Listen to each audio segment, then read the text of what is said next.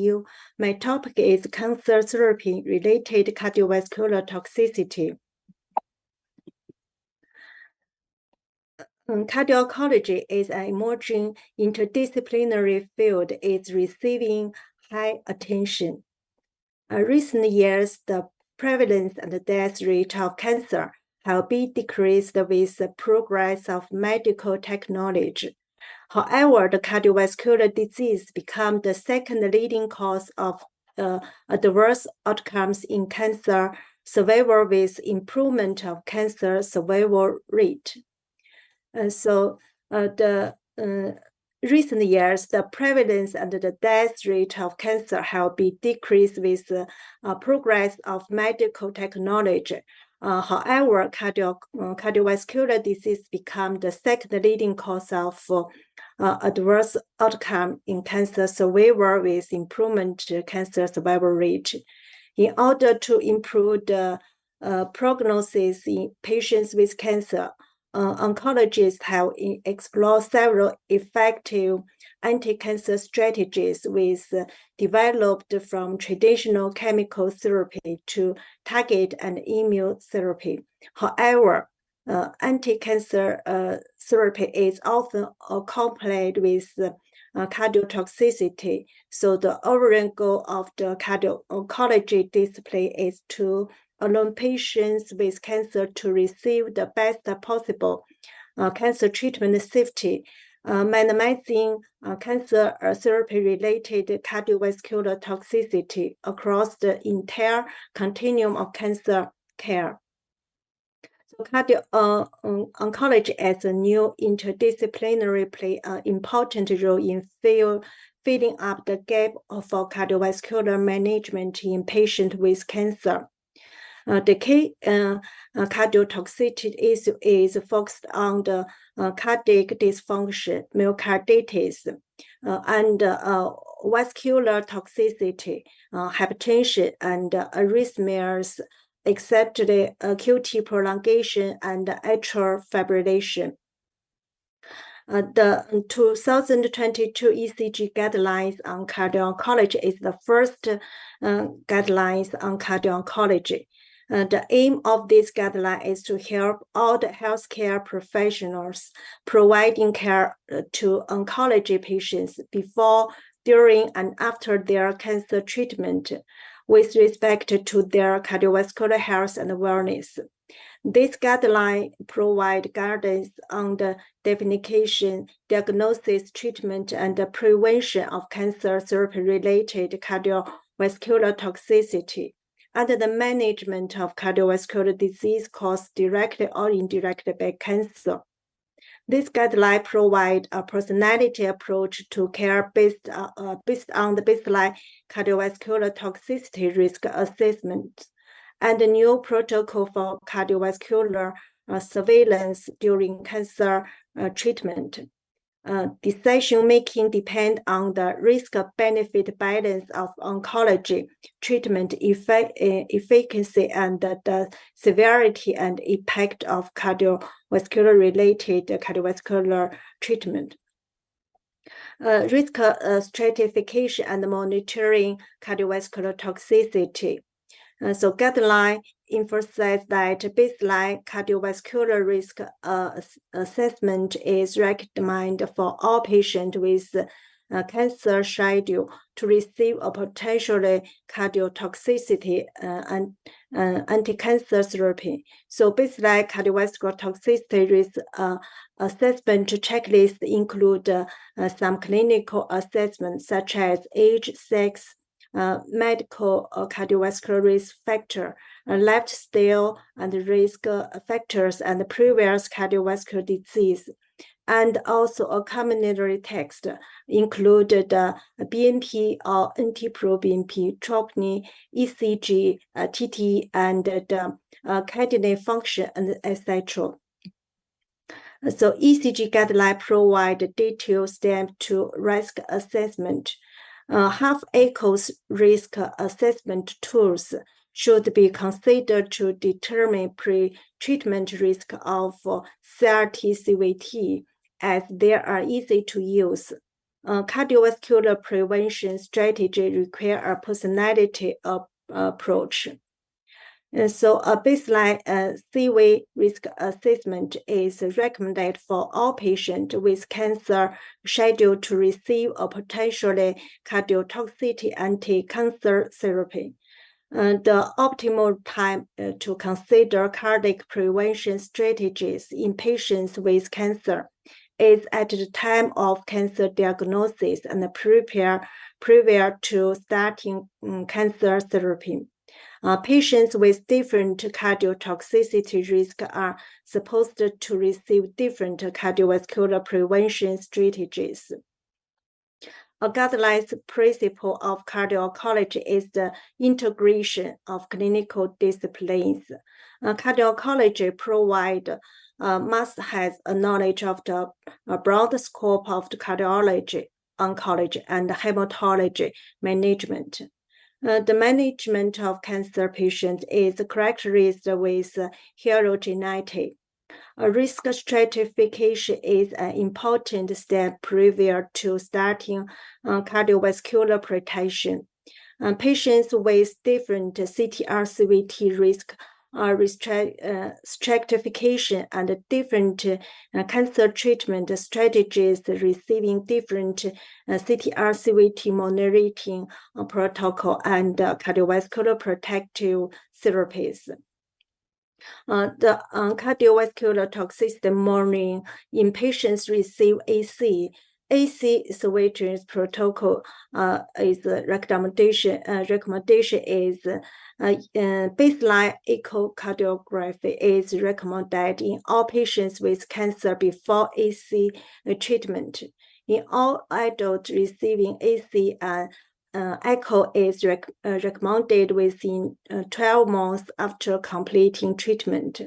Also, cardiac serial biomarker is important to monitoring before every cycle during AC treatment, and 3 and 12 months after therapy completing is recommended in high and very high risk patients. And recommendation for baseline risk assessment and monitoring during the HER2 target therapy is in the first 12 months after therapy. In patients receiving HER2 target therapies, echo is recommended every 3 months and within 12 months after completing treatment. And cardiac biomarker is monitoring every 2 to 3 cycles during therapy, and 3 and 12 months after the end of therapy should be considered in high and very high risk HER2 target treatment patients. The use VEGF related cardiotoxicity is related with a wide array of cardiovascular complications, including heart failure, hypertension, and QTc prolongation, and the acute vascular events, including the VTE. So ECG monitoring is important in patients treated with VEGF at moderate or high risk of QTc prolongation. QTc monitoring is recommended monthly during the first 3 months and every 3 to 6 months therefore. Cardiovascular surveillance in patients treated with immune checkpoint inhibitor treatment. So a serious ECG and troponin measurement should be considered before ICI doses 2, 3, and 4, and if normal, reduced to every 3 doses until completion of therapy to detect subclinical ICI-related cardiovascular toxicity. So we need to dynamic of cardiovascular toxicity risk of patients with cancer treatment over their therapy continuum. CTR-CVT risk is a dynamic variable, and the risk changes throughout the pathway of care. The absolute risk depends on their baseline risk and change with exposure to cardiotoxicity therapy over time. Primary and secondary prevention strategy play significant role in decreasing risk of cardiotoxicity after initial to cancer therapy. So primary prevention of cardiovascular toxicity from cancer therapy aim to avoid or minimize the development of CTR-CVT in patients without CVD. Secondary prevention refer to intervention in patients with pre-exciting cardiovascular disease, including previous or new CTR-CVT.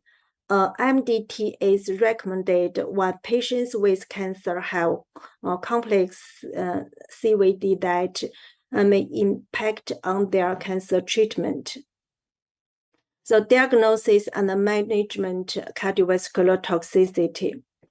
For cardio injury, cardiomyopathy and heart failure and descriptive term cancer therapy-related cardiac dysfunction, CTR-CD is recommended as it captures the broad spectrum of possible presentation and etiological link with the broad scope of various cancer therapies, including chemical therapy, target agents, and immunotherapies, and radiation therapy. ECG is recommended in all patients starting cancer therapy as part of their baseline CV risk assessment. In patients with an abnormal baseline ECG, refer to a cardiologist is recommended. Baseline measurement of troponin is recommended in all patients with cancer at the risk of CTR-CD if their biomarkers are going to be measured during treatment to detect CTR-CD. So echo play an important role in cardiotoxicity evolution. A number of observation studies shows potential reduction in GW-ICC to accurate predict a future decrease in LVEF and significant cardiotoxicity.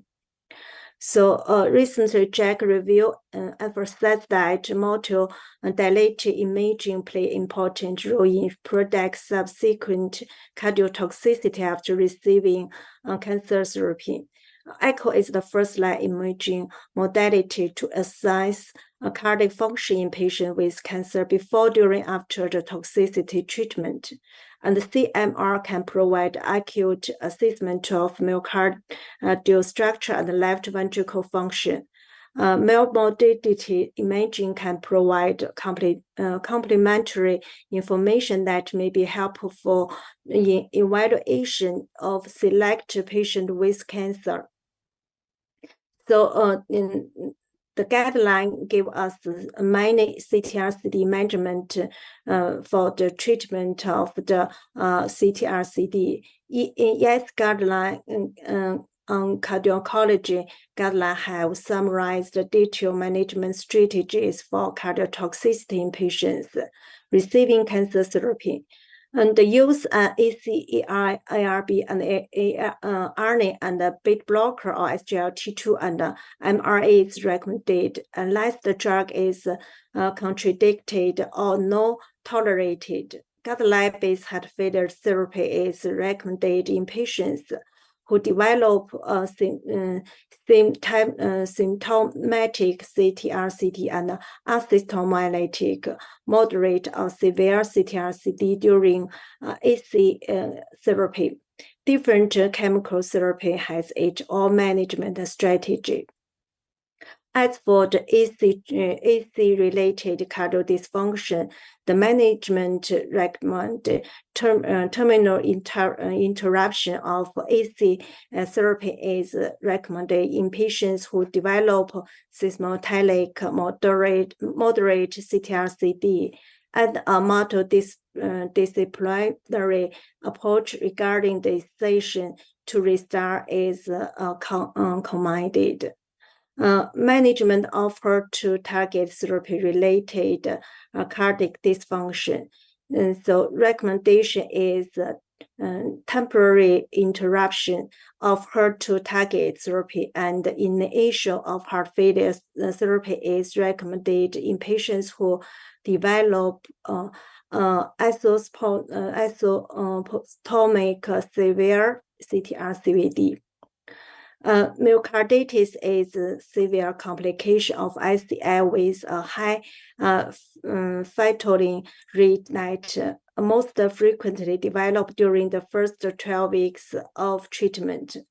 Other ICI-related cardiovascular toxicity, including dyslipidemia, ACIs, and AV blocker, supraventricular and ventricular arrhythmia, sudden death, and such as pericardial effusion and ischemia, struck with higher risk of the myocarditis.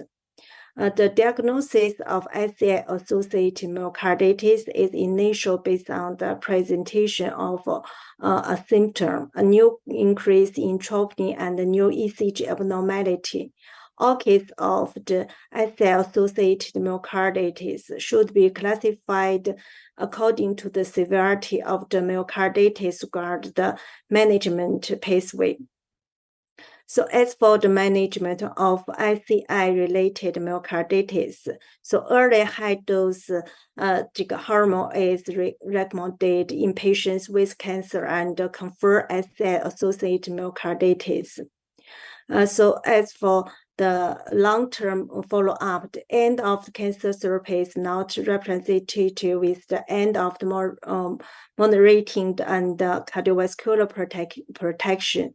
The late effect of cancer therapy in cancer survivors have become a major problem. Long-term follow-up seems to be important to decrease the late effect in CS.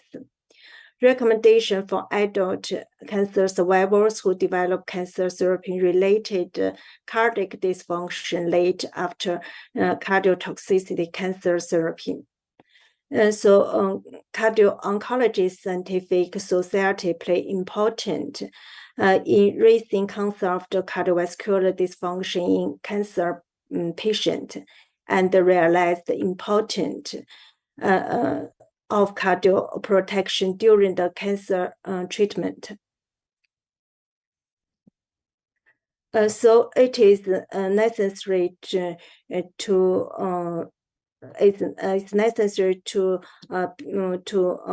balance the risk of the cardiotoxicity and benefit of the cancer therapy.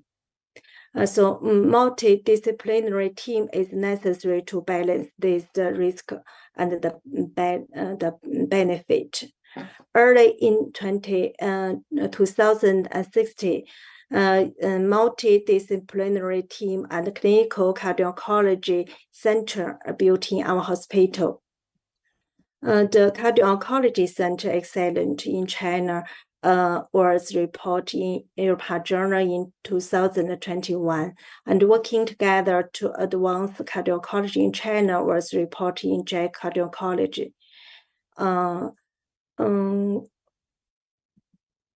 So up to now, there are 21 society of cardio-oncology and 23 cardio-oncology centers have been set up. This has raised the concern of the cardiovascular dysfunction in cancer patients and realized that importance of cardio protection during the cancer treatment. Although it is full of challenge, cardio-oncology team in China will continue to contribute to the development of cardio-oncology. Finally, we call Cure together. Thanks a lot.